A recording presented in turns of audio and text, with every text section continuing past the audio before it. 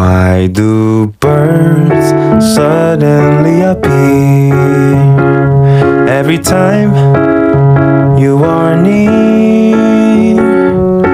Just like me, they long to be close to you.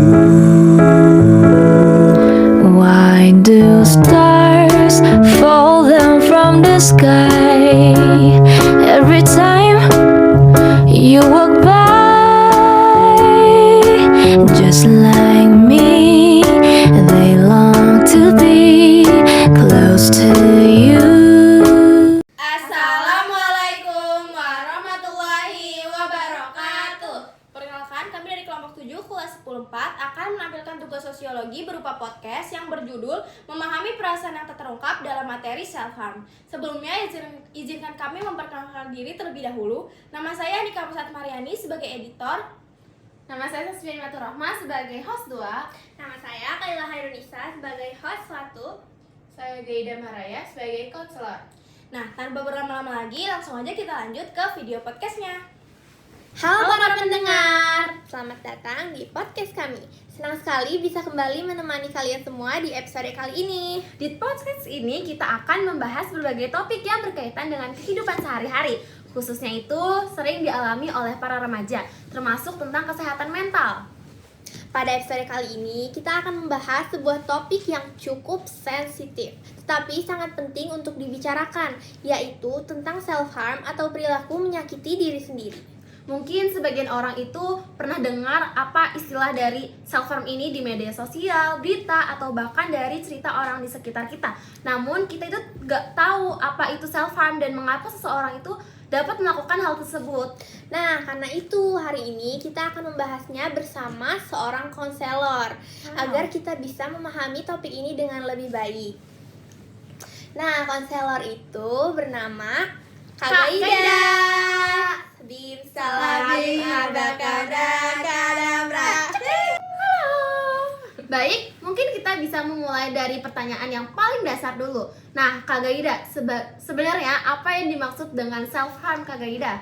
Jadi, self-harm adalah perilaku ketika seseorang dengan sengaja melukai dirinya sendiri. Biasanya, tindakan ini dilakukan sebagai cara untuk melampiaskan emosi yang sangat kuat, seperti kesedihan, kemarahan, atau tekanan yang sulit untuk diungkapkan. Oh, berarti tindakan tersebut sebenarnya berkaitan dengan kondisi emosional seseorang gitu ya?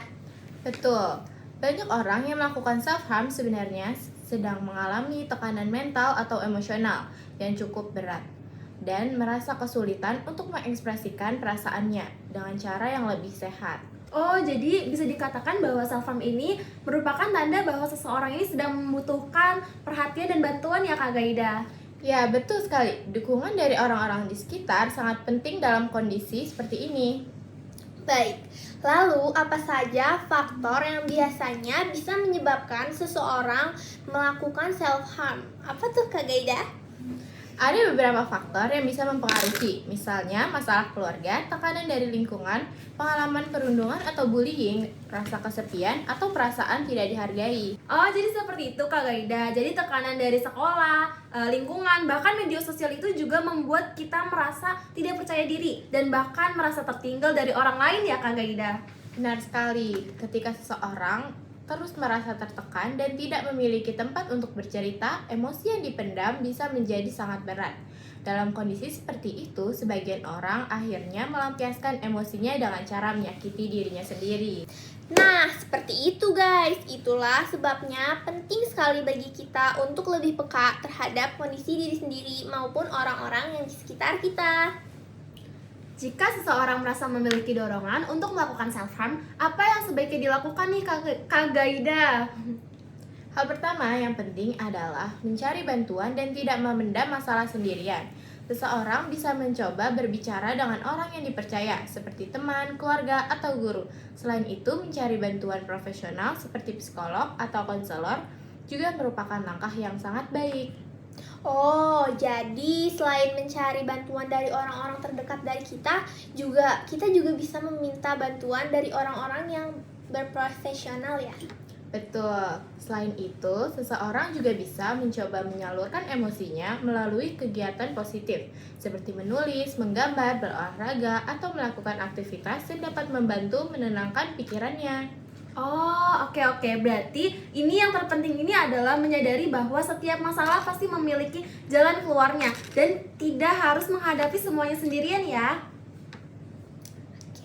Dari pembahasan hari ini, kita bisa memahami bahwa self-harm bukanlah solusi dari semua masalah yang kita sedang hadapi. Sebaiknya hal tersebut merupakan tanda bahwa seseorang sedang membutuhkan perhatian, dukungan, dan bantuan dari orang-orang di sekitarnya. Jika kalian atau orang di sekitar kalian mengalami hal seperti ini, jangan ragu untuk mencari bantuan dan berbicara kepada orang yang dipercaya. Nah, semoga melalui podcast ini kita bisa menjadi lebih peduli terhadap kesehatan mental baik untuk diri sendiri maupun orang lain. Terima kasih kepada para pendengar yang sudah meluangkan waktu untuk mendengarkan podcast kami hari ini. Sampai jumpa di episode podcast berikutnya. Oke guys, sekian aja video podcast tugas sosiologi kita hari ini. Kalau ada kesalahan kata mohon dimaafkan. Sekian dari kelompok 7. Wassalamualaikum warahmatullahi